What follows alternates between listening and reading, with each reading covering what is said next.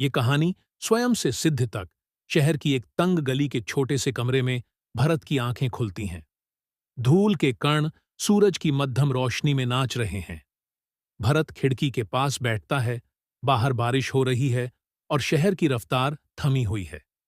वह शीशे में अपना चेहरा देखता है, जहां एक पुराने कंप्यूटर की रोशनी उसकी आंखों में चमक रही है।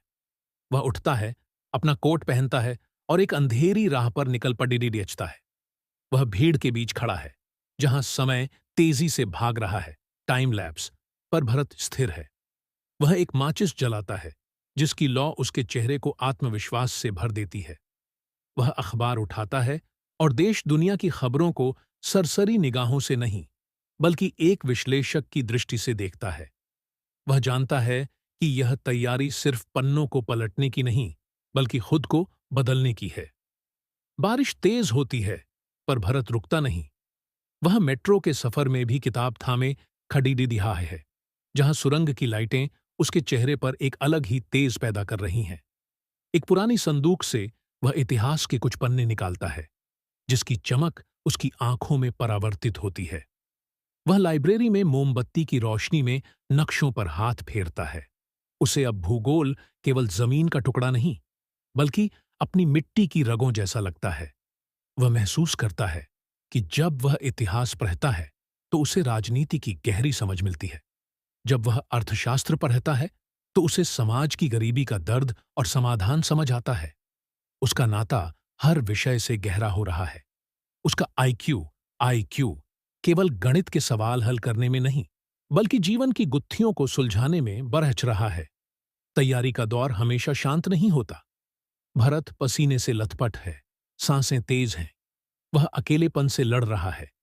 कभी उसे लगता है कि वह डूब रहा है, जैसे पानी के भीतर सांस रुक रही हो।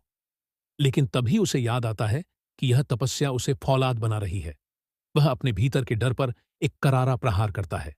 वह दौड़ता है, गिरता है और फिर उठता है। समाज की अपेक्षाएं और अपनी महत्वाकांक्षा के बीच वह एक योद्धा की तरह खड़ा है। वह अपनी जेब से एक चाबी निकालता है।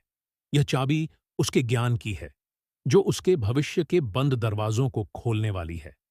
वह अपनी निराशा के दरवाजे को लात मारकर खोल देता है और रोशनी की ओर कदम बढ़ाता है।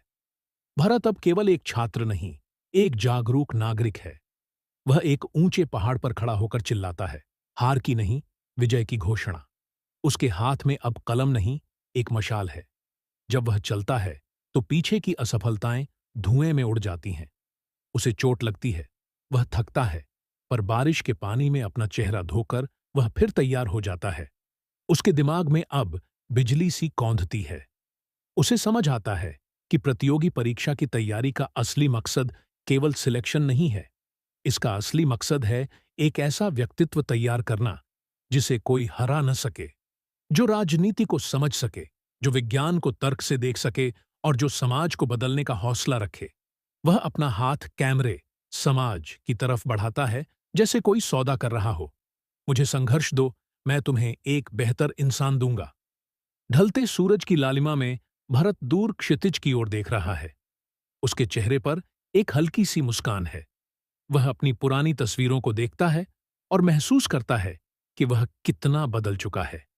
उसने अपनी अज्ञानता की चिट्ठी को जला दिया है और उसकी राख हवा में उड़ रही है। अब वह एक समुद्र तट पर खड़ा है, जहां सुबह की पहली किरण उसके चेहरे पर पड़ रही है। उसे नौकरी मिले या न मिले, लेकिन उसने जो ज्ञान, आत्मविश्वास और तर्क शक्ति कमाई है, वह उसे भीड़ से अलग बनाती है। वह कैमरे की तरफ देखकर एक गहरी मुस्कान के साथ आंख मारता है, विंक, मानो कह रहा हो, खेल तो अब शुरू हुआ है। अंत में भरत अपनी कुर्सी पर शांत बैठता है और अपनी आंखें बंद कर लेता है। अब उसके भीतर कोई शोर नहीं है, क्योंकि वह खुद को जीत चुका है। हर छात्र को जीवन में कम से कम एक बार प्रतियोगी परीक्षा की तैयारी पूरी शिद्दत से करनी चाहिए।